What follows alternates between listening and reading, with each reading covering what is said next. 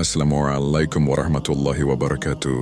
Saudaraku, pernahkah kita berdiri dalam solat, mulut membaca surah Al-Fatihah, tetapi hati terasa kosong?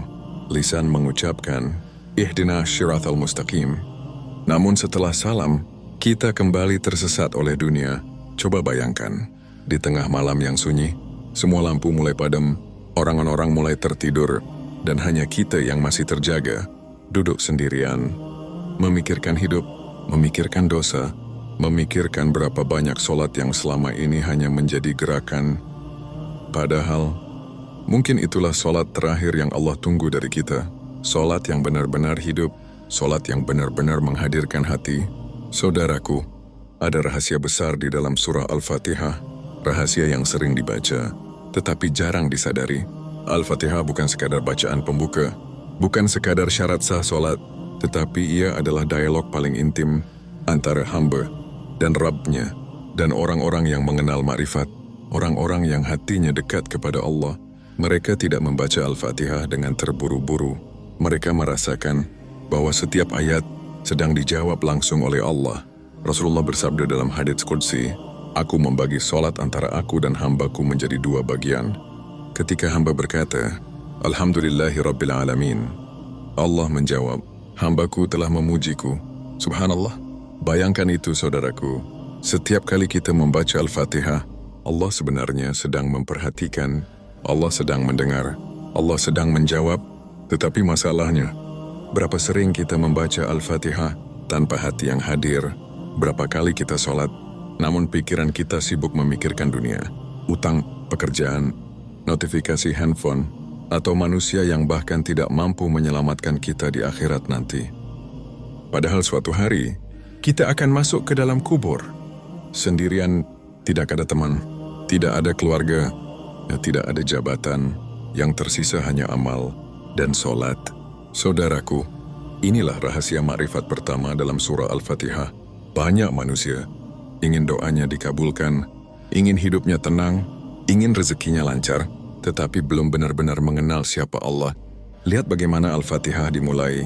Alhamdulillahi Rabbil Alamin. Bukan langsung meminta, tetapi diawali dengan memuji. Karena hati yang mengenal Allah akan malu datang hanya saat butuh. Coba bayangkan seorang anak yang hanya datang kepada ibunya ketika ingin uang, lalu pergi lagi setelah keinginannya dipenuhi. Bukankah itu menyakitkan? Begitulah kadang hubungan kita dengan Allah. Kita ingat Allah saat sakit, ingat Allah saat gagal, ingat Allah saat hati hancur. Tetapi ketika bahagia, kita perlahan menjauh. Saudaraku, makrifat adalah ketika hati mulai sadar bahwa Allah bukan hanya tempat meminta, tetapi tempat kembali, tempat bergantung, tempat menangis, tempat paling aman saat membaca Ar-Rahmanir Rahim. Orang-orang yang hatinya hidup merasakan kasih sayang Allah yang begitu luas. Mereka sadar, meskipun dosa mereka banyak, Allah masih memberi napas, masih memberi kesempatan. Taubat masih membangunkan mereka untuk sholat. Bagaimana jika malam ini adalah kesempatan terakhir dari Allah untuk kita kembali? Bagaimana jika selama ini Allah masih menutupi dosa-dosa kita agar kita sempat berubah sebelum ajal tiba? Saudaraku, jangan sampai hati kita mati, padahal tubuh kita masih hidup.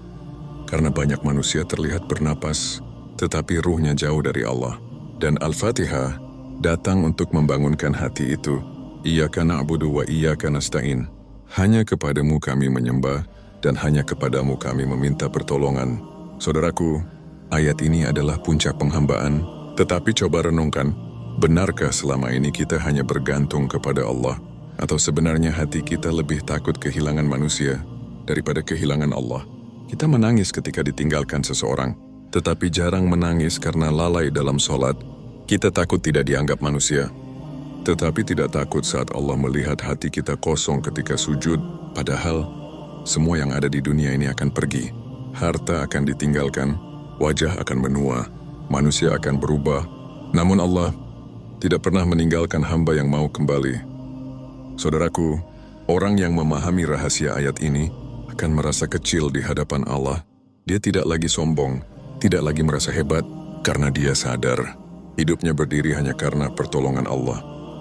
Saat sujud, hatinya benar-benar jatuh, benar-benar pasrah. Dan disitulah air mata taubat mulai turun. Saudaraku, pernahkah kita merasakan sholat selesai, tetapi hati tetap gelisah? Padahal kita sudah rukuk, sudah sujud, sudah membaca Al-Fatihah berkali-kali. Namun kenapa hati masih kosong? Karena mungkin tubuh kita sholat, tetapi hati kita belum benar-benar hadir di hadapan Allah. Saudaraku, orang yang mulai mengenal makrifat dalam sholat akan memahami bahwa setiap bacaan Al-Fatihah adalah perjalanan ruh menuju Allah.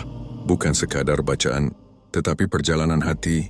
Ketika membaca, Iyyaka na'budu wa iyyaka nasta'in, dia sadar dirinya lemah.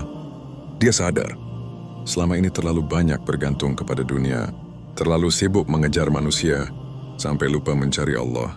Padahal, manusia yang kita kejar itu, suatu hari juga akan masuk kubur, dan kita akan ditanya sendirian tentang sholat, tentang hati, tentang kedekatan kita dengan Allah.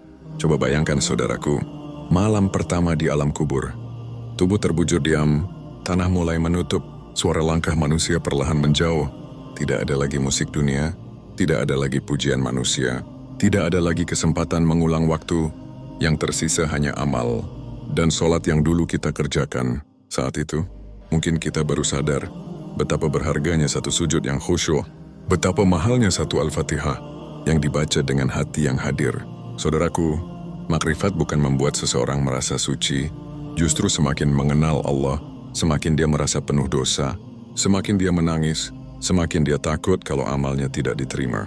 Lihatlah para ulama, para orang saleh, mereka tetap menangis di malam hari. Meskipun ibadahnya banyak, karena mereka mengenal siapa Allah, sedangkan kita kadang baru sedikit beribadah. Sudah merasa cukup baik? Astagfirullah. Saudaraku, di dalam surah Al-Fatihah, Allah juga mengajarkan satu rahasia besar, bahwa hidup ini bukan tentang seberapa banyak dunia yang kita miliki, tetapi seberapa dekat hati kita kepada Allah. Sebab ada orang kaya, tetapi jiwanya kosong. Ada orang terkenal, tetapi hatinya gelap. Dan ada orang sederhana, yang mungkin tidak dikenal manusia, tetapi sangat dikenal di langit. Karena hatinya hidup bersama Allah. Ketika membaca Ihdinas Shirathal Mustaqim, orang-orang yang mengenal Allah tidak membacanya dengan cepat. Mereka gemetar karena mereka sadar hidayah bukan milik manusia. Betapa banyak orang yang dulu rajin ibadah, lalu perlahan jauh dari Allah. Dan betapa banyak pendosa yang akhirnya menangis dalam sujud, lalu Allah angkat derajatnya. Maka jangan sombong dengan amal, dan jangan putus asa dengan dosa. Karena yang membuat seseorang mulia bukan masa lalunya, tetapi siapa yang dia pilih hari ini. Saudaraku, mungkin malam ini Allah sengaja mempertemukan kita dengan renungan ini. Bukan kebetulan. Mungkin Allah rindu melihat kita kembali menangis dalam doa. Mungkin Allah ingin kita kembali memperbaiki sholat, karena bisa jadi selama ini bukan rezeki yang kurang, tetapi hati kita yang terlalu jauh dari Allah. Coba renungkan, berapa kali kita meminta dunia, tetapi jarang meminta hati yang lembut. Berapa kali kita menangisi kehilangan manusia, tetapi tidak menangisi dosa-dosa kita. Padahal, dosa yang kecil namun terus dilakukan, bisa membuat hati perlahan gelap, dan hati yang gelap akan sulit merasakan nikmatnya sholat. Saudaraku, jangan tunggu menjadi baik untuk mendekat kepada Allah. Datanglah kepada Allah, meskipun masih penuh dosa, karena yang Allah lihat bukan siapa yang paling sempurna, tetapi siapa yang mau kembali. Malam ini, cobalah sholat lebih pelan. Saat membaca Al-Fatihah, jangan terburu-buru. Bayangkan, Allah sedang mendengar, Allah sedang menjawab, dan mungkin itu menjadi awal berubahnya hidup kita. Ya Allah, jika malam ini ada hati yang sedang terluka, tenangkanlah. Jika ada yang sedang jauh darimu, dekatkanlah. Jika ada yang merasa dirinya kotor karena dosa, jangan biarkan dia putus asa dari rahmat-Mu. Ya Allah, ampunilah dosa kami, dosa kedua orang tua kami. Panjangkan umur mereka dalam kebaikan, atau jika mereka telah tiada, terangilah kubur mereka dengan cahaya-Mu. Lembutkan hati kami, ya Allah, agar kami mampu menikmati sholat dan mencintai Al-Quran. Saudaraku, jika narasi ini menyentuh hatimu, insya Allah bantu sebarkan kepada orang lain. Siapa tahu ada hati yang sedang ingin kembali kepada Allah, Dan jika kamu ingin terus ditemani renungan-renungan seperti ini, silakan subscribe agar kita bisa belajar memperbaiki hati bersama-sama. Wassalamualaikum warahmatullahi wabarakatuh.